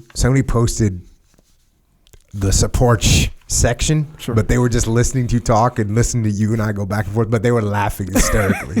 And I was like, that's a good thing to see. It's a good thing to see. Yeah. Because most of the time I'm figuring the number of people listening right now is 0. Like when they hear me say, okay, Echo, and they go, oh. Yeah, podcast over. Yeah, podcast is over. Fast forward to, Do you think they're missing any? If they did that, they just missed a Denzel Washington quote. Yeah. Tell it to me one more time. Ease is a greater threat to ease is a greater threat to progress than comfort. Than hardship is. Ease is, okay, got it. Yeah, good. We'll give some props to Denzel Washington. It was good. I liked it. But anybody that pressed stop a little early, they didn't get to hear that quote. Oh, they missed it. From you/Denzel. Denzel, the man. All right. Well, there you go. And like I said, joint warfare. If you don't have joint warfare, get joint warfare. That's your whole point. That is the point. That is the whole point. That's why Denzel Washington said what he said. Yeah, one of the reasons. His basic message was get joint warfare and krill oil. Yes, that was what he was trying to say. Yeah, essentially. At its core, that's what it meant for sure. Don't forget about the discipline. The discipline go in cans. The discipline powder form. Jocko Palmer. My recommended scenario. Why? Because it tastes like an Arnold Palmer iced tea with the perfect amount of lemonade in there. It has a little bit of sweetness to it, sure. But it's sweetened with monk fruit. Yeah, so that's not sugar. You're all good. Yeah. You're not getting any insulin spike. Yeah. No, you're going smooth, flatline that thing. Easy money. Yeah, and you'll get a little bit of hype. Yeah. A little bit of a. You have that noise that you use for a sound effect. It's like. high pitched like thing that's being prepared? What's the noise? There's a name. Oh, for well, it. there's two of them, but the one you're talking about is like it's basically like the old school flashes from a camera. It kind of feels like things are about to prep. Yeah, things are about to go off. So you can edit this and you can put in when I say you get that little and you can put it right. So I'm gonna do it. So I'm gonna leave you a little spot. Right. When you get that little. Boom! There you go. There you go, and that's the discipline go. Yeah. Imagine if you did all your CGI into the actual podcast, and I was talking about covering fire, and there was machine guns going off. Sure. That'd be the most popular podcast of all time. Tracers coming between us. Yeah, that could be something. There'd be horses getting killed. Do you know how many horses got killed in the Boer War? It's crazy. Yeah. Crazy. Yeah, I would think so. I would think that'd be kind of the strategy in a way, right? What, kill horses? Get the horses. I think they're trying to kill the people. But we're trying to kill the enemy. The enemy horses, I guess, are right in there. Yeah. Stop their mobility. Right, like, and it's a big target. I don't know. Hey, man, I don't know. I've never tried to kill a horse, so, I don't have that experience. So what else we got? On the last milk. So speaking of milk, I made a milkshake last night. Details. Go. So I mixed dark chocolate and the peanut butter chocolate, right? Whatever, not much of a deviation. It's not like a mixed strawberry with, with it. Anyway, and so the thing is, I haven't had a milkshake in a while in front of the kids, and they don't know. They think I'm making some dessert thing, and so they're like, yeah, I want some. So I'm like, cool. And I give them some. They drink the whole thing. And this is regular milk, too. Can you imagine, you can just give your kids something that makes them so strong and healthy, and they think that you're just a great dad. Like they scored. That's literally what I thought. They were looking at me kind of like, can we actually have that? Because it was big, and they're two kids. You drink the whole thing. No, I wasn't taking it back. I wanted to because it was mine, but at the same time, I was like, yeah, man, have at it, because it was just so it brought so much happiness. Did you see your son starting to get a little bit jacked when he got done? Was he just like, oh, Yep, that's just the way his body is. Drink one milkshake, boom, jacked. That's a guarantee. That's actually now it's guaranteed now. Yeah. Now we know it's been tested. Yeah. Your son is now jacked. Yes, sir. He is. How old is he? 3. 3 years of Just jacked in the milk. Get some milk. Get some Warrior Kid milk. Get some Jocko white tea. You can get all this stuff at the vitamin shop if your vitamin shop opens up. Jocko Fuel. Yep. That's what it's called. That's what it's called. Apparently. Yes. Also, what we're doing is jiu-jitsu. Okay. Look, varying levels of participation in jiu-jitsu right now. I understand. And I think it's going to slowly. There's tournaments going on. Yeah. So, hey, that's something. Some people are making it happen. That's good. So, anyway, we're doing jiu-jitsu. We're starting jiu-jitsu. We're continuing jiu-jitsu. So when we do jiu-jitsu, we need a gi. You get an origin gi. We already know that 100% because they're the best gis. Straight up. That's the primary situation. Factually. As you like to say. Proven. Yep. And they happen to be made in America. Actually, they don't happen to be made in America. Is there a problem? The fact that these gis are so comfortable that Denzel is sort of, at parade rest over in the corner shaking his head saying, boys, what's up? That's a good question. Because when you put the Rift gi on, you're in a different world of jiu-jitsu. You're in a different world of jiu-jitsu when you put the Rift gi on. Yeah, fully. And the thing is, you feel it. And here's the thing I think about most of us is we get used to nice stuff. We just get used to it. So you could not go back. It's like if you ever flew in an airplane first class, economy sucks forever. I know, man. When you put on a Rift gi, every other gi that you put on for the rest of your life is economy class. That's what's happening. It's a visceral insult to my sense. Yeah. Do you in the old days, man, I had some gis that I felt like I was putting on something that was made out of concrete. That's what I was feeling. This is as good as it gets. It's not concrete at all. Yeah. It's luxurious. I'm going to say it. It's luxurious, straight up. And they happen to be. So I do say happen to be made in America, but they're not. They don't happen to be that's made not in America. Happen. That didn't straight just up, happen. On purpose. It's kind of one of the purposes behind them. Yeah. And also, speaking of just next level, first class, sorry, Denzel, comfort, get yourself some Delta. 68 jeans, which are, we need to, it's like another category of clothing. Yes. Because you're not feeling like you're wearing jeans, right? Mm-hmm. You're not feeling like, oh, I got to put these jeans on. I'm going to feel constricted and hot. No, you're putting on the Delta 68s. You're ready just to do a straight up, maneuver. Yeah. You're ready to do a go-go plata in those things. Yeah. So you kind of think of it, and not to go too deep into a tangent, far be it from me, but. What did you just say? Far be it from you to go into a tangent? From okay, me. bro. Yes. Right on. But, okay, so there's a difference between ease and comfort and functionality. So if you're maximizing your functionality and because of comfort, right? Yeah. Yes. Concur. So, and even saying comfort is kind of misleading. So, look, if I have a sword, I'm fighting in a battle with a sword, and this sword is ergonomically designed for my hand. Ergonomically. Yes. Right? Performance will increase, and it's a benefit. Even though it's comfortable, you're doing better. You're more, whether it be efficient, more functional, more everything. Comfortable, yes. Yeah. But more, see what I'm saying? So, that's the Delta 68 scenario. That will work good. Like when you go into battle, if let's say you go into battle and you have that sword that ergonomically fits your hand, that is going to work really good until I cut your freaking arm off, because that's what I'm going to do. All right, man. See, you took it in an interesting direction, as far as the point. But, I dig it, and you're probably right. But you're sitting over there saying that you get this ergonomically correct sword, and that's going to be the difference. It's funny. I'm saying, bring it. Yeah, I'll cut your damn arm off. Yeah. You realize you just assumed that I was going into battle against you. Well, yeah, I'm here. You're the only guy here. All right. Hey, you're right, and you do make a good point on top of my original point, for sure. And I haven't even really trained much sword, but I will start training. You're down. You have a lot of, what do you call, bravery and I don't care if it doesn't even matter. Ergonomically correct or not, I'm taking your arm off. All right. Strategically, that's the move. That's what we're doing. Yeah, and you can get jeans, you can get boots, you can get T-shirts, you can get whatever you want from originmaine.com. MAINE. Originmaine.com. Yes. Also, we have our own store. If you're interested in representing WOW on the path, discipline equals freedom. Good. Take the high ground, or the high ground will take you. That was a little sleeper one. That was good. We got some designs coming. Yes. And by the way, we're not going to talk about it now, but the last design you submitted to me, it's almost for full approval. I had to do a couple historical researches, make sure we were 100%, but we're there.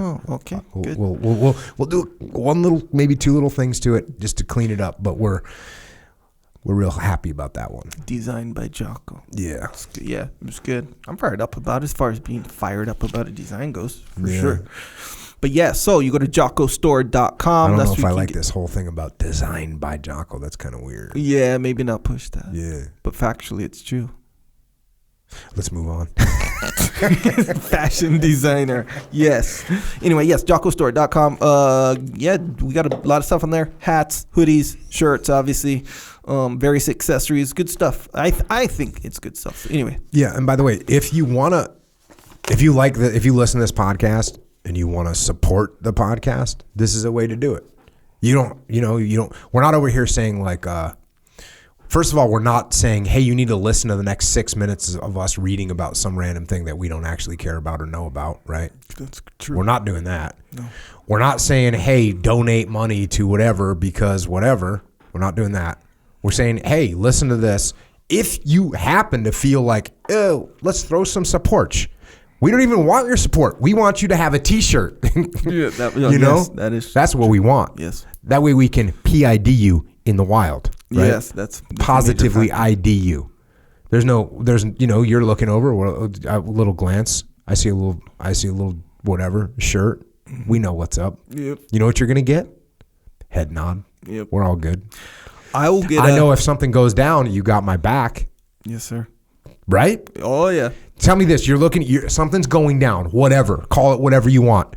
There's 9 people that you can go, hey, come with me. One of them is wearing a Jocko podcast T-shirt. Who's going with you? He's going with you. 100%. 100%. Yes. 100%. I don't care what the other people are wearing, actually. They could be wearing, what? I don't even know. They could be wearing a sports team. What else do people wear on a T-shirt? A rock and roll band. Yeah. Like, look, there's some categories that are going to be, right. You know what I mean? Sure. Like, hey, Yes. you know, but if a guy's got a Jocko podcast T-shirt on, he's coming with. Automatic admission. Hey, he might even be, there might be a, like, let's say you see with a guy with a jiu-jitsu T-shirt on. Mm-hmm.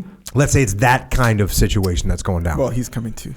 Yeah, that's what I'm saying. He's coming too. Yeah. Yeah, very similar. So you might as well just prep for that moment. Yeah. Just and in represent. Case. And by the way, look, it might not be me. It might be some other trooper out there. Yeah. That's gonna detach. That's gonna look around. That's gonna make the right decision at the right time. Yeah. That's gonna understand what you say. When you say cover me, yeah, they're gonna go, got it. Yeah. Boom, we're already in action. Yeah. We got a militia. We got a commando. It's true. If you want, you have a choice between someone you know is on the path versus someone who you don't know. I'm not saying they're not. I'm saying you don't know. And if they're on the path, you kind of know them, right? They didn't just get that T-shirt, right? Right. They listen to the podcast. They know where we're coming from. They understand there's going to be some suffering that might unfold in the next 13 seconds while this situation's happening. Sure. We got it. Yep. So anyways, you might want to get yourself a Jocko podcast T-shirt. Yep. JockoStore.com. We appreciate it. Yes, sir. Also, subscribe to the podcast on your favorite or your preferred podcast listening application. Whatever. Anyway. Yeah, so subscribe if you haven't already, and leave a review if you're in the mood, I think. Yeah, it's good. It's good to, if you want to throw a little communication our way.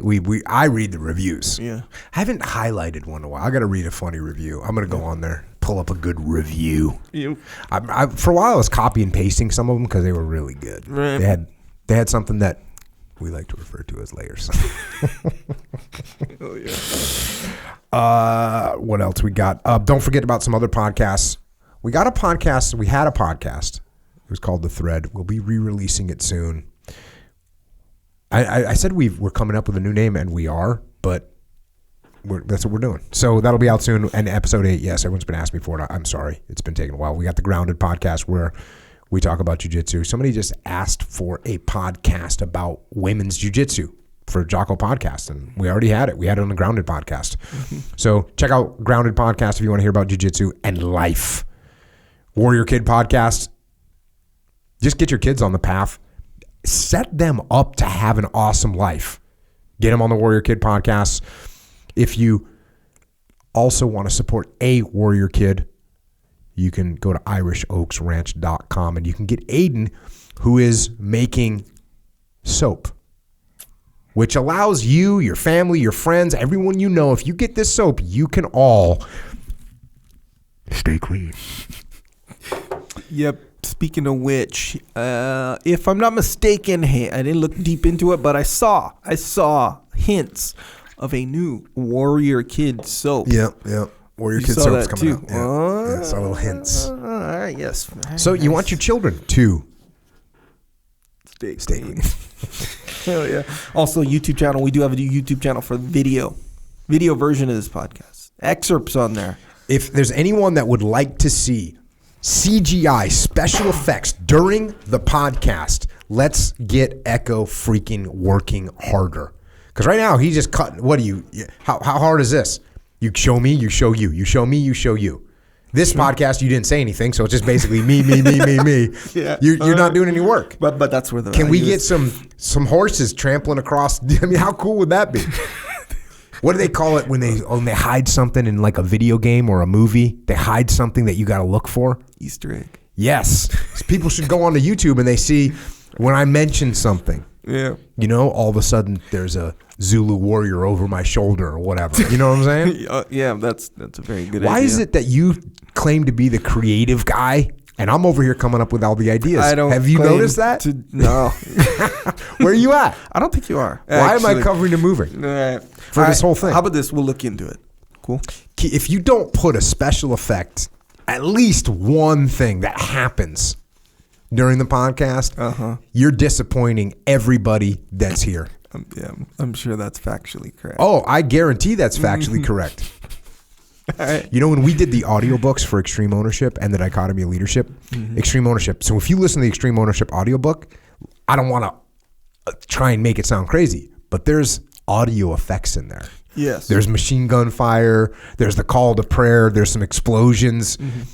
And when we decided to do that, well, first, the main reason as Leif and I, we've got like words written in there like ba ba ba ba ba ba ba, right? Like machine gun fire. And I don't want to start off the chapter going, for instance, this one, chapter 6, simple, starts off with the word whoom, right? It's trying to tell you an explosion just happened. Gotcha. I didn't want to have to say that. Right? I said, we decided a bunch of these chapters start like that. Here's one, enemy tracer round zipping overhead, right? I don't want to have to make that noise. So what we did was they put special effects in there. And the company, the publisher was kind of acting, they were cool, but they were kind of acting like this was, like it was crazy. Like it was a little bit of a crazy idea. So anyways, they did it, and that's a lot of people are stoked on it. But you got to be ready for it, because if you're driving in your car and you hear an explosion or machine gun fire, especially if you've been in the game, like for real, you might get a little bit of the adrenaline flow. No big deal. All good. So maybe. So I think that the same way that enhanced the audiobooks for the Dichotomy of Leadership and Extreme Ownership, if someone had the requisite skills to actually make something cool in here, it'd be good. All right. Well, I'll keep it in mind. Okay. We also have psychological warfare. If you need a little psychological hitter when you need to go overcome a little moment of weakness, you can just check out psychological warfare. It's on all the MP3 platforms. Flipside Canvas. If you want a visual representation of the path, check it out. Flipsidecanvas.com. Dakota Meyer putting cool graphic representations of things that you can hang on your wall. We got some books. It seems like we have a bunch of books. Yes. For some reason. We've got The Code, which just came out, which is a real good way just to step up and just go for it. That's The Code. We got Leadership Strategy and Tactics Field Manual. We got Way of the Warrior Kid 1, 2, and 3. We got Mikey and the Dragons. We got Discipline Equals Freedom Field Manual. We got Extreme Ownership and the Dichotomy of Leadership. Check out all those books if you want to. Good information. And I'll tell you what's cool. I hear this all the time. You read the book once and you're like, oh, cool. I grabbed it. You took a page of notes. You can take a page of notes on that book. If you read it 50 times in a row, you'll take a page of notes every time on any of these books that I'm talking about. Even the kids' books. Yeah, I believe it fully. So check those out. We got Echelon Front, which is my leadership consultancy, where we solve problems through leadership. If you need help with the leadership in your organization, then go to echelonfront.com for details. We also have an online platform called efonline.com, where we train, coach, mentor, discuss, guide people through pre-existing volumes that are on there and through live webinars that we're doing all the time. So if you actually have a question for me, go to efonline.com, come to one of our live webinars and ask me your question. That's what's happening. So we also have the muster. And look, this is going back and forth. We got the virus, this and that. We had to cancel Orlando. I'm making the call right now. Phoenix is on. We're going to Phoenix. We're going to Phoenix. Phoenix, Arizona, September 16th and 17th. I actually just got off the phone with Jamie. I'm like, can we do this? Jamie says, we can do this. And I said, all right, rock and roll. Look, and if we get to that point in September and we still have to do some kind of social distancing scenario, whatever we got to do it. But we're going to make it happen. So it's going to sell out. Everything we do sells out if you want to come. And look, here's the deal. Depending on the social distancing mandates, we may have to limit the seating more than we normally would, which means if you want to come, buy your tickets now so you don't get cut off because you thought there was going to be more seats. So That's it. It's September 16th and 17th in Arizona. It's December 3rd and 4th in Texas, Dallas, Texas. People have been saying we should have gone to Dallas day one, and we probably should have. And I'll tell you another thing. We went to Austin, and it was awesome. We did it kind of last minute, and when we were in Austin, people were like, hey, come to Dallas. Mm-hmm. So we're coming to Dallas. That's December 3rd and 4th. We're going to do that one, too, by the way. Who wants to get some? And, of course, we have EF Overwatch. If you need executive leadership at your team, if you need senior leadership at your team and you want somebody that's experienced, that's been tested, then go to efoverwatch.com. It's military leaders from special operations, from combat aviation that understand the principles we talk about here and can employ them in your company. And if you're a vet and you have those kind of experiences, go there as well so we can connect the dots. Also, americasmightywarriors.org. Mama Lee, Mark Lee's mom. And she has put together an organization that helps service members. It helps their families. It helps Gold Star families all over the world. Guys that are on deployment, guys that are home from deployment, guys that are active duty, guys that are retired.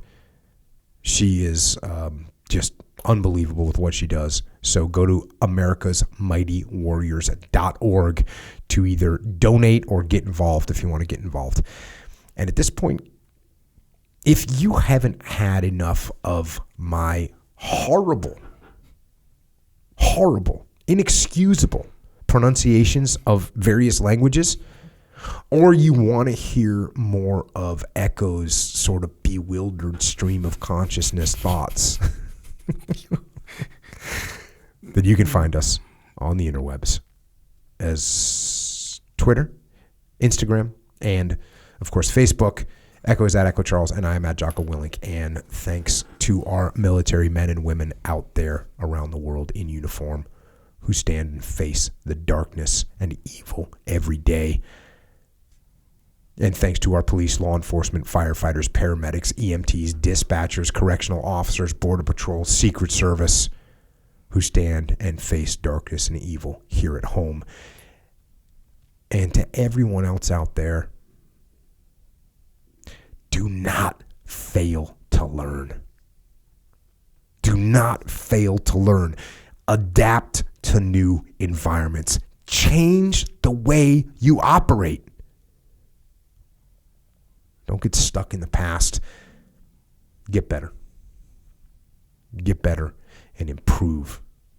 And the way you do that is by going out there and getting after it. And until next time, this is Echo and Jocko. Out.